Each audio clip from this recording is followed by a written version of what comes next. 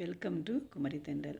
இன்றைக்கி நம்ம கிச்சனில் காரசாரமாக தக்காளி ரசம் எப்படி பண்ணுறதுன்னு பார்க்க போகிறோம். வாங்க பார்க்கலாம்.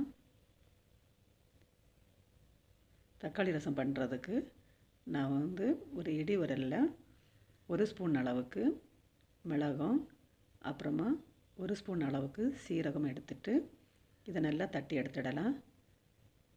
நீங்கள் மிக்சியில் அரைக்கிறதுனா அதில் அரைச்சி எடுத்துக்கோங்க, கொரகொரப்பாக அரைச்சி எடுத்துக்கோங்க. ஆனால் இந்த மாதிரி இடிக்கல்லில் சேர்த்து அரைக்கும்போது நல்ல மணமாக வாசனையாக இருக்கும். பாருங்கள், இந்த அளவுக்கு இதை நல்லா தட்டி எடுத்துக்கோங்க. எடுத்ததுக்கப்புறமா இது கூட 2 துண்டு இஞ்சி, அப்புறமா ஒரே ஒரு பச்சை மிளகாய், 2 காஞ்ச மிளகாய், இது கூட ஒரு 10 பல் பூண்டை தோல் எடுக்காமல் இப்படியே சேர்த்துக்கலாம். அப்புறமா இது கூட கொஞ்சமாக கருவேப்பிலை, இவ்வளவும் சேர்த்துட்டு இது திரும்பவும் நல்லா இடித்து எடுத்துடலாம்.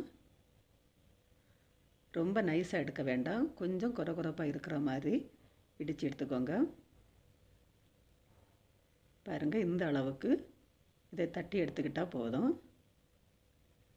இப்போ இது இருக்கட்டும். இப்போ ஒரு பாத்திரத்தில் 4 மீடியம் சைஸ் தக்காளியை இந்த மாதிரி கட் பண்ணிவிட்டு எடுத்துகிட்டு இருக்கிறேன். இது கூட கொஞ்சமாக உப்பு, இவ்வளோ சேர்த்துட்டு இதை நல்லா பிசைஞ்சு எடுத்துடலாம். தக்காளியில் இந்த மாதிரி உப்பு சேர்த்து பிசையும் போது சீக்கிரமாகவே பிசைய வந்துடும். நீங்கள் இன்னும் நம்ம சேனலை சப்ஸ்கிரைப் பண்ணலைன்னா குமரி தென்றல் சேனலை சப்ஸ்கிரைப் பண்ணிக்கோங்க. மறக்காமல் பக்கத்தில் இருக்கிற பெல் ஐக்கானையும் கிளிக் பண்ணிக்கோங்க. அப்போ தான் நான் போடுற ஒவ்வொரு வீடியோவும் உடனுக்குடன் உங்களுக்கு வந்து சேரும்.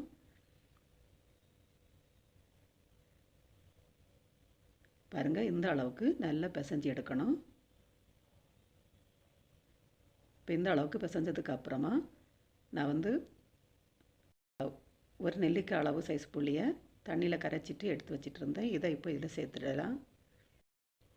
சேர்த்துட்டு நம்ம தட்டி எடுத்து வச்சிட்டு இருந்த மிளகு, சீரகம், பூண்டு இதை இதில் சேர்த்துக்கோங்க.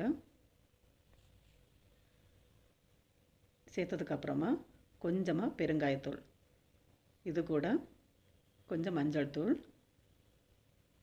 ஒரு அரை ஸ்பூன் மாதிரி மல்லித்தூள் சேர்த்துக்கிறேன். நீங்கள் முழு மல்லி இருந்துச்சுன்னா சீரகம் மிளகு தட்டி எடுக்கும்போதே அதில் 1 ஸ்பூன் முழு மல்லி சேர்த்து தட்டி எடுத்துக்கோங்க. இப்போ இதில் ஒரு கைப்பிடி அளவுக்கு பொடிசாக கட் பண்ண கொத்தமல்லி இலையை சேர்த்துட்டு நல்லா இதை பிசைஞ்சு எடுத்துடலாம்.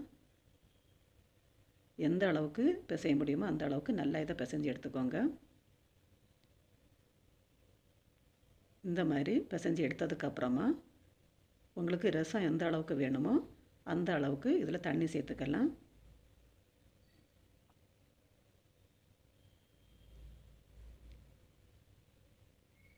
இப்போ தண்ணி சேர்த்ததுக்கப்புறமா இதில் உப்பெல்லாம் செக் பண்ணிக்கோங்க.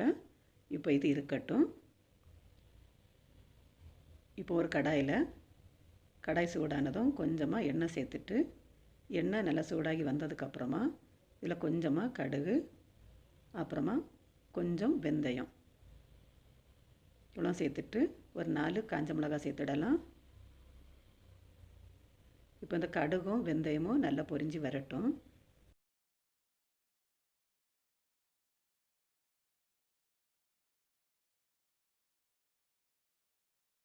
இப்போ இந்த அளவுக்கு பொரிஞ்சு வந்ததுக்கப்புறமா கொஞ்சமாக கருவேப்பிலை சேர்த்துட்டு நம்ம கலந்து வச்சிட்டு இருக்கிற கரைசலை இதில் சேர்த்துடலாம். சேர்த்ததுக்கப்புறமா இது கொதிக்கட்டும். இப்போ ரொம்ப கொதித்து வரக்கூடாது. பாருங்கள், இந்த மாதிரி ஓரையெல்லாம் கொதித்து கொஞ்சம் நுர விட்டு வரும் பாருங்கள். இந்த டைமில் நம்ம ஸ்டவ்வை ஆஃப் பண்ணிடணும். ரொம்ப நேரம் கொதிக்கக்கூடாது. ரொம்ப காரசாரமான தக்காளி ரசம் ரெடி ஆகிடுச்சு. ரொம்பவே அருமையாக இருக்கும். நீங்களும் ட்ரை பண்ணி பாருங்கள்.